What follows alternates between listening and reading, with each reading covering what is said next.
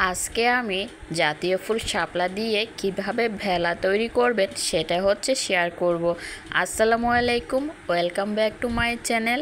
কেমন আছেন সবাই? আশা করি সবাই অনেক ভালো আছেন। আজকে আমি আপনাদের মাঝে শেয়ার করব ভেলা রেসিপি। চলুন তাহলে রেসিপিটি শুরু করা যাক। 1 আটি পরিমাণ আমি এখানে শাপলা নিয়েছি। আপনারা চাইলে শাপলাটাকে কম বেশি করে নিতে পারেন। আমি যতটুকু পরিমাণ ভেলা তৈরি করব ঠিক ততটুকু পরিমাণ শাপলা নিয়ে নিচ্ছি। শাপলাটাকে আমি প্রথমে ভালো করে বেছে নিয়েছি। আমি এখানে উপর সাইড থেকে কিছুটা শাপলা কেটে নিয়েছি। তো এভাবে করে শাপলাগুলোকে ভালো করে ছিলে নিতে হবে। আমার কাছে এভাবে শাপলাগুলো ছিলে নিলে অনেকটাই সুবিধার মনে হয়। আপনারা চাইলে এই প্রসেসে শাপলাটাকে ছিলে নিতে পারেন। যেদিকে শাপলার ফুল ফুটেছে সেই দিক থেকে আমি শাপলাগুলো নিয়েছি, নিচের সাইডগুলো বাদ করে দিয়েছি কারণ এটা অনেকটা শক্ত হয়ে গিয়েছে।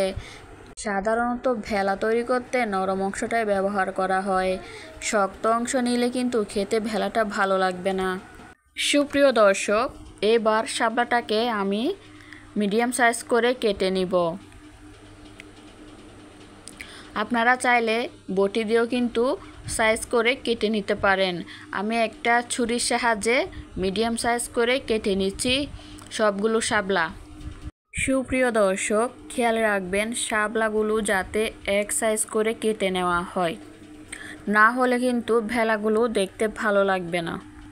তো আপনারা টুথপিক দিয়েও কিন্তু ভেলাটা রেডি করে নিতে পারেন। আমি এখানে কাঠির সাহায্যে ভেলাটা তৈরি করে নিচ্ছি।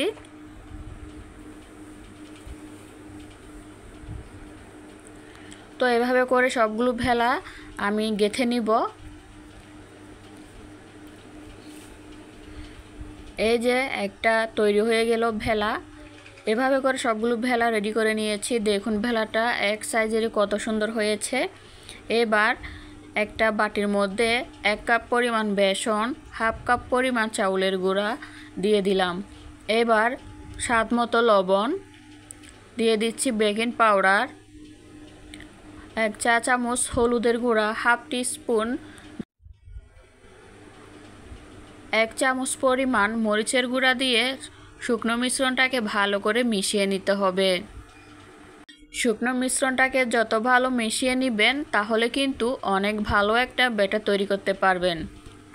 আমার শুকনো মিশ্রণটা মিশানো হয়ে গিয়েছে। এবার অল্প অল্প করে পানি দিয়ে সুন্দর একটা ব্যাটার তৈরি করে নিব। পানিটা কিন্তু আমি একবারই দিব না, তাহলে কিন্তু অনেকটা পাতলা হয়ে যেতে পারে। তার কারণে আমি অল্প অল্প করে পানি দিয়ে সুন্দর একটা ব্যাটার তৈরি করে নিচ্ছি। এবার ভালো করে ব্যাটারটাকে ফেটিয়ে নিতে হবে যাতে কোনো দলা পেকে না থাকে অথবা লাঞ্চ না থাকে। সেই রকম করে ব্যাটারটা ফেটিয়ে নিতে হবে। ব্যাটারটা আমাদের পারফেক্টভাবে হয়ে গিয়েছে। এবার একটা আঙ্গুল দিয়ে দেখিয়ে দিচ্ছি ব্যাটারটা ঠিক কী পর্যায়ে হবে। ব্যাটারটা আমি রেস্টে দিয়েছি 5 মিনিটের জন্য। অন্যদিকে ভেলাগুলোর মধ্যে হাফ চামচ পরিমাণ মরিচের গুঁড়া, হাফ টিস্পুন পরিমাণ লবণ দিয়ে এটাকে মেরিনেট করে নিচ্ছি, কারণ না হলে কিন্তু ভেলাটা খেতে ভালো লাগবে না। হয়ে গিয়েছে মেরিনেট করা।